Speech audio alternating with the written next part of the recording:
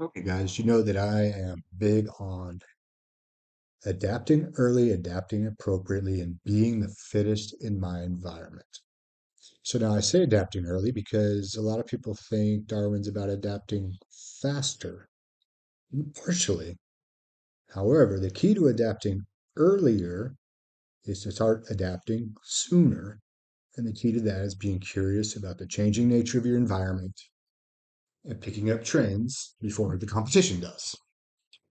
So let's take an issue that is charged, it's emotionally charged. We're going to take the emotion out of it. We're going to take rhetoric out of it and just look at the facts. And we're going to apply uh, anti fragility to it. So it's estimated by 2050, at least a third of the population will be Spanish speakers. We see that we have immigration from the South. It's some of the fastest immigration. Some people say it's a crisis, others don't. I won't weigh in. Um, Suffice it to say, the trend looks like it could be true and even sooner. Now, rather than getting mad and saying, speak English in America only, or I can't believe this is happening, or simply being unaware so that I'm not adapting, we see that change and play it out.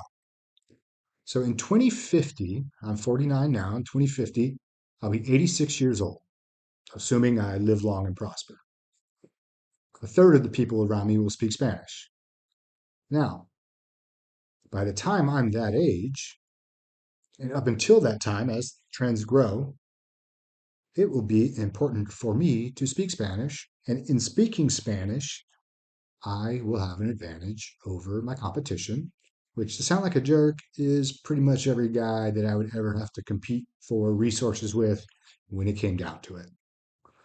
So, 86 years old, probably need to speak Spanish. So, we adapt. Now, I don't adapt by putting my head in a machine and suddenly learning Spanish. I adapt my behavior and allocation of my resource, which is time. So I'm starting to learn Spanish now so that I'll be fluent or almost native by the time when I really need it. Now, while I'm thinking far ahead and working backwards, there are immediate benefits. I live in Texas. There's a large Spanish speaking population. Part of my family is Hispanic. I can speak with my Hispanic family, but also learning languages staves off cognitive decline. So I'm already adapting. So let's play out the numbers, right? So let's say I spend, let's get a calculator,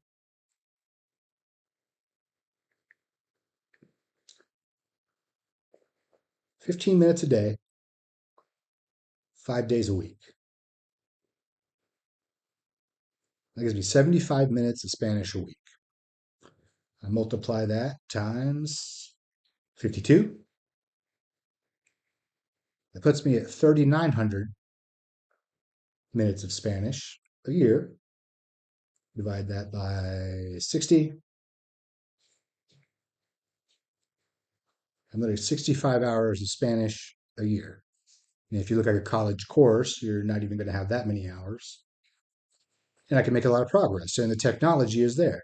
So now let's play that out over 37 years.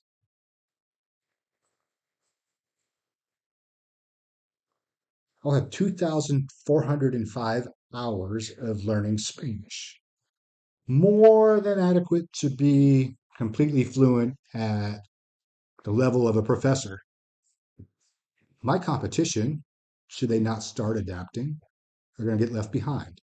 However, maybe my caregivers, members of my family, uh, business market, I'll have a larger market I can tap into. And it's all because I'm not getting caught up in the anger loop. I'm not calling good or bad, simply recognizing the facts and adapting earlier. And that's an example of anti fragility and behavioral adaptation to be the fittest. Good luck.